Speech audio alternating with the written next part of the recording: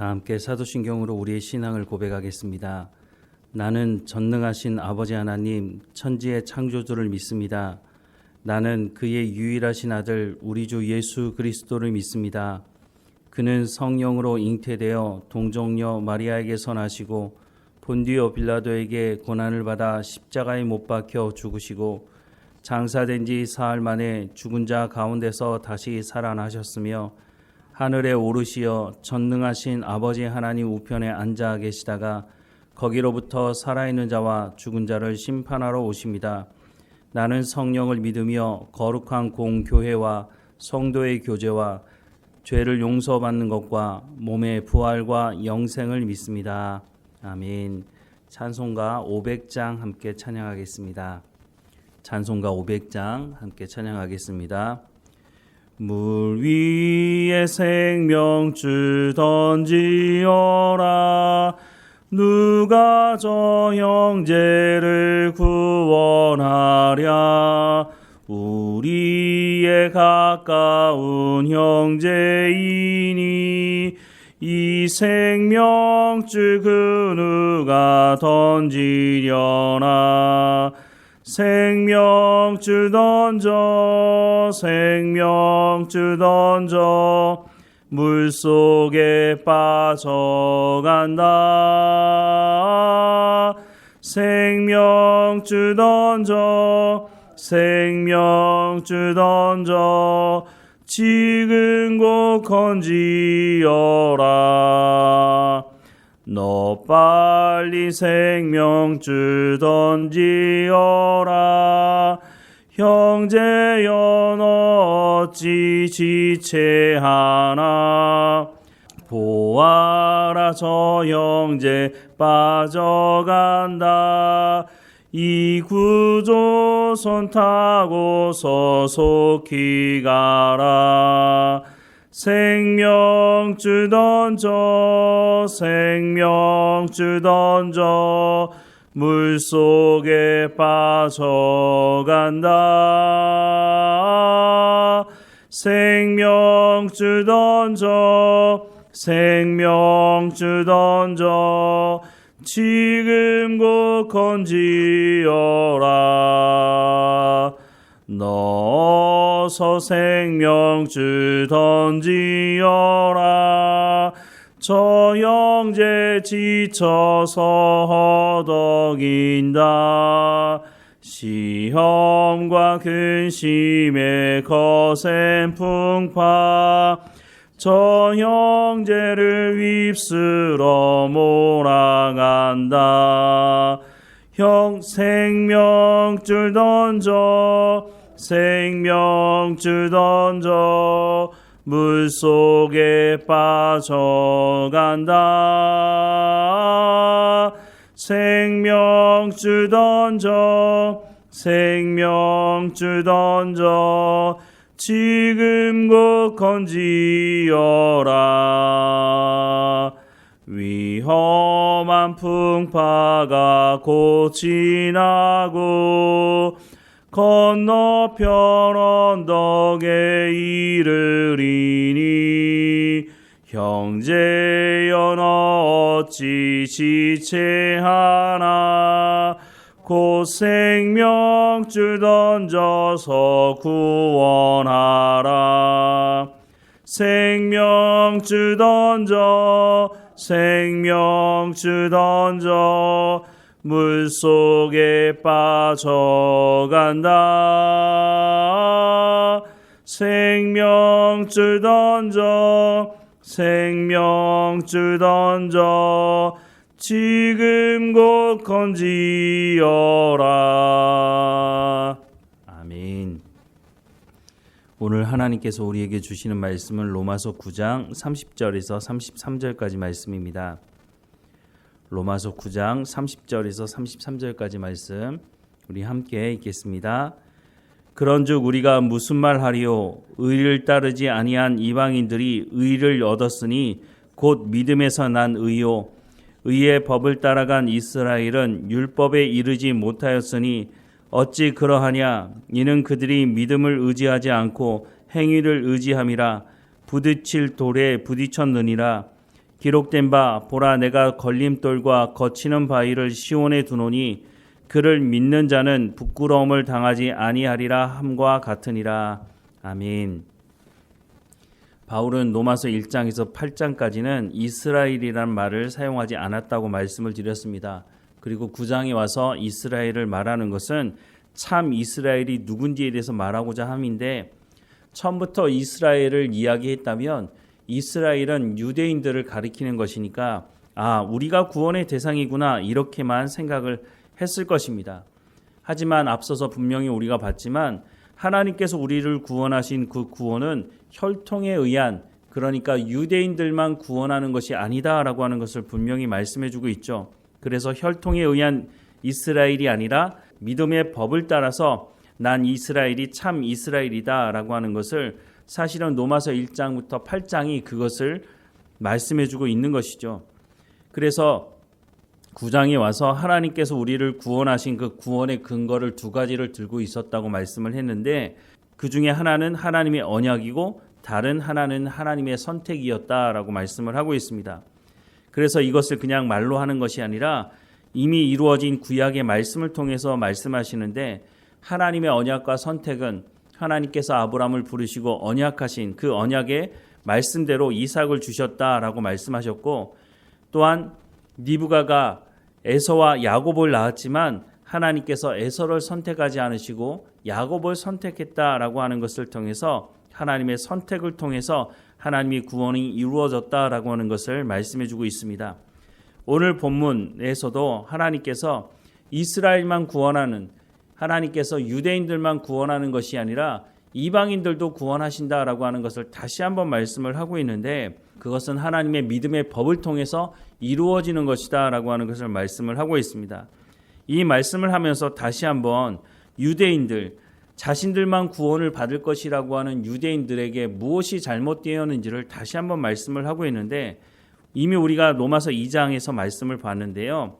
2장 17절에서 29절 말씀을 보면, 유대인이라 불리는 내가 율법을 의지하며 하나님을 자랑하며 율법의 교훈을 받아 하나님의 뜻을 알고 지극히 선한 것을 분간하며 맹인의 길을 인도하는 자요 어둠에 있는 자의 빛이요 율법에 있는 지식과 진리의 모본을 가진 자로서 어리석은 자의 교사요 어린아이의 선생이라고 스스로 믿으니라고 말씀하고 있습니다. 하나님의 말씀을 맡았다고 하는 것은 유대인들에게 있어서 특권이죠. 하나님께서 특권을 주셨는데 그들도 그렇게 생각을 했다라고 하는 것을 분명히 말씀하고 있지 않습니까? 그럼에도 불구하고 이 사람들이 하나님 주신 그 특권을 제대로 사용하지 못했다라고 말씀을 이어가는데요. 21절 이하의 말씀을 계속 보면, 그러면 다른 사람을 가르치는 내가 내 자신을 가르치지 아니하느냐? 도둑질하지 말라 선포하는 내가 도둑질하느냐? 간음하지 말라 말하는 내가 간음하느냐? 우상을 가증히 여기는 내가 신전 물건을 도둑질하느냐? 율법을 자랑하는 내가 율법을 범함으로 하나님을 욕되게 하느냐라고 말씀하고 있습니다. 너희들이 하나님의 말씀을 맡았다는 것 안다. 그래, 그 좋은 특권을 누리고 있는 것 안다. 그러면 그 특권을 가지고서 정말로 너희가 그 말씀대로 행했느냐? 그렇게 하지 않았다라고 말씀을 하고 있죠. 계속 말씀을 보면 24절 이하에 기록된 바와 같이 하나님의 이름이 너희 때문에 이방인 중에서 모독을 받는도다. 왜냐하면 하나님의 말씀을 맡고도 가르치지도 않고 자신들도 행하지 않았기 때문이죠. 25절 말씀에 내가 율법을 행하면 할례가 유익하나 만일 율법을 범하면 내 할례는 무할례가 되느니라. 그런즉 무할례자가 율법의 규례를 지키면 그 무할례를 할례와 같이 여길 것이 아니냐. 또한 본래 무할례자가 율법을 온전히 지키면 율법 조문과 할례를 가지고 율법을 범하는 너를 정죄하지 아니하겠느냐. 무릇 표면적 유대인이 유대인이 아니요 표면적 육신의 할례가 할례가 아니니라.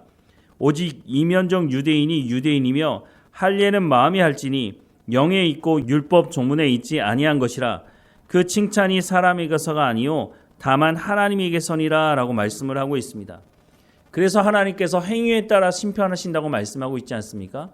너희가 율법 하나님의 말씀을 맡고도 행하지 않았으니 그 행하지 않은 것 때문에 하나님 앞에 심판을 받게 될 것이다 라고 말씀을 하고 있습니다. 하나님의 말씀을 맡은 것으로 말미암아 너희가 특권을 누리고 있는 것은 맞지만 그것을 행하지 않으니 너희 때문에 하나님의 이름이 모독을 받게 된다라고 말씀을 하고 있는 것입니다. 그러면 이방인들은 행위로 구원받을 수 있느냐? 그렇지 못하다고 또 말씀을 하고 있죠.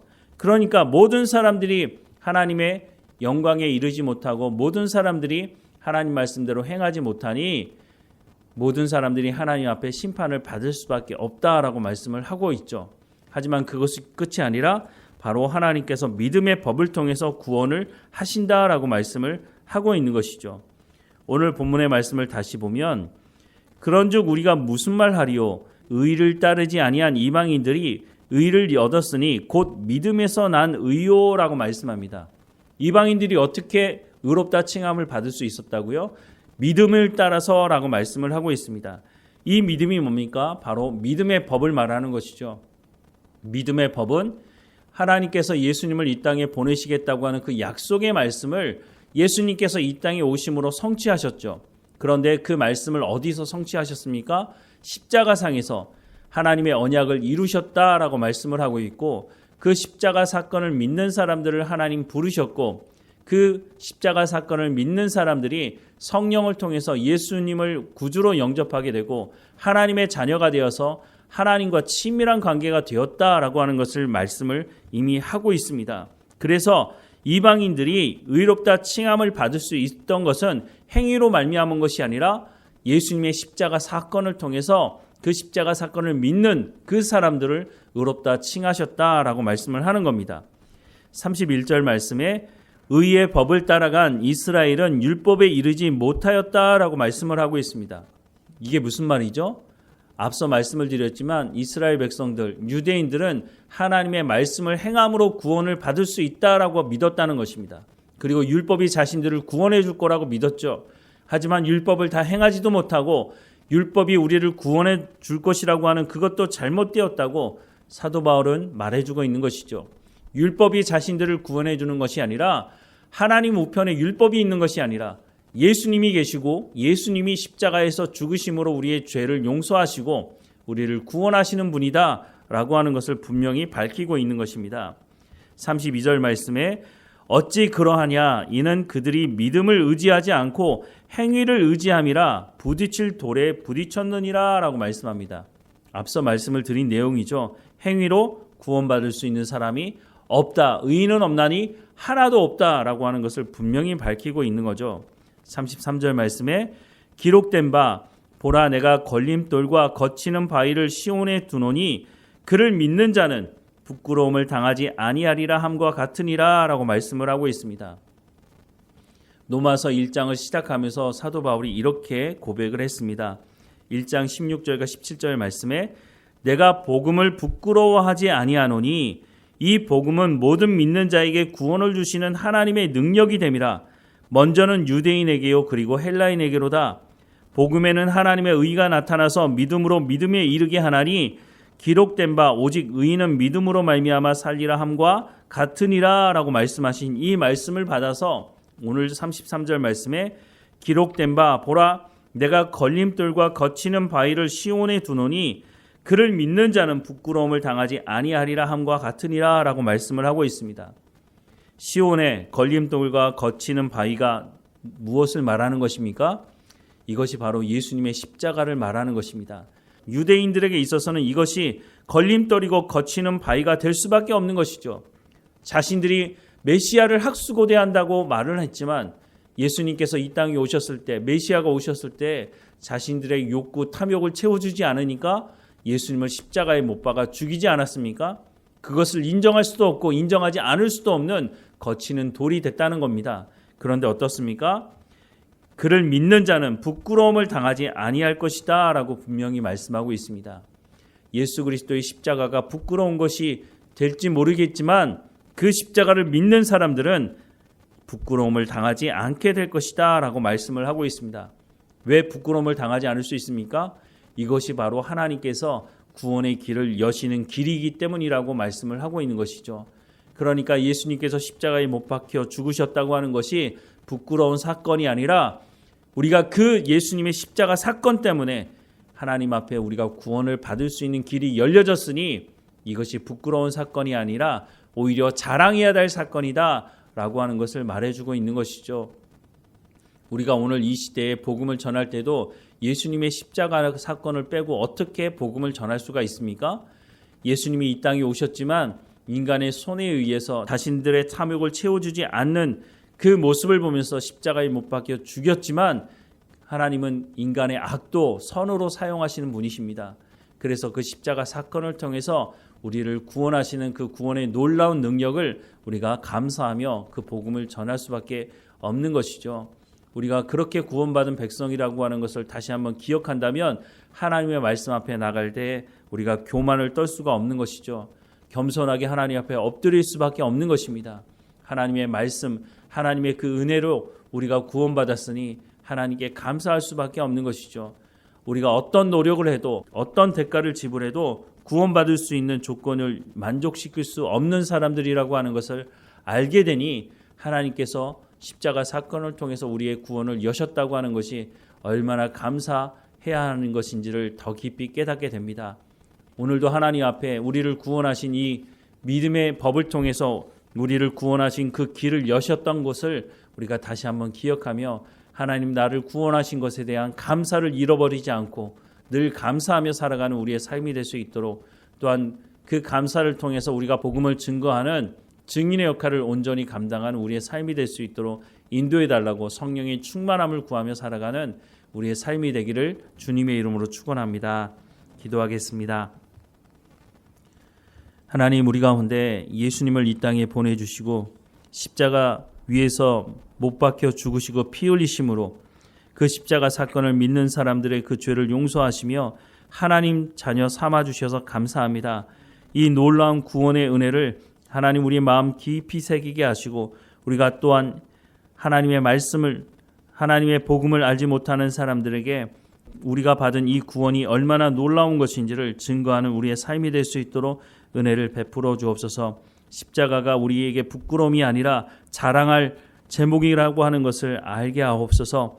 하나님, 우리를 구원하신 그 하나님께서 우리를 통해 또한 복음이 증거되게 하셔서 우리 이웃을 구원하기 원하시는 그 하나님의 말씀을 깨달아 알게 하시고, 우리가 이 로마서를 통해서 우리를 구원하신 그 구원의 놀라움을 깨달아 알게 하셔서 우리가 그들에게도 복음을 담대하게 전하는 삶이 될 수 있도록 은혜를 허락해 주옵소서. 오늘도 우리 가운데 맡겨진 모든 일에 충성을 다하게 하시고 감사하게 하시고 우리를 구원하신 그 구원의 놀라움을 전하는 삶을 살아갈 수 있도록 은혜를 베풀어 주옵소서. 우리의 육체의 연약함도 하나님께 고백합니다. 불쌍히 여겨주시고 치료의 가정 가운데 있는 성도들 한 사람 한 사람마다 지켜주시고 강건해지도록 하나님 은혜를 베풀어 주옵소서. 오늘도 하나님과 동행하며 감사하는 우리의 삶이 되게 하실 하나님께 감사드리고 예수 그리스도의 이름으로 기도드립니다. 아멘. 하늘에 계신 우리 아버지, 아버지의 이름을 거룩하게 하시며 아버지의 나라가 오게 하시며 아버지의 뜻이 하늘에서와 같이 땅에서도 이루어지게 하소서. 오늘 우리에게 일용할 양식을 주시고 우리가 우리에게 잘못한 사람을 용서하여 준 것 같이 우리 죄를 용서하여 주시고 우리를 시험에 빠지지 않게 하시고 악에서 구하소서. 나라와 권능과 영광이 영원히 아버지의 것입니다. 아멘.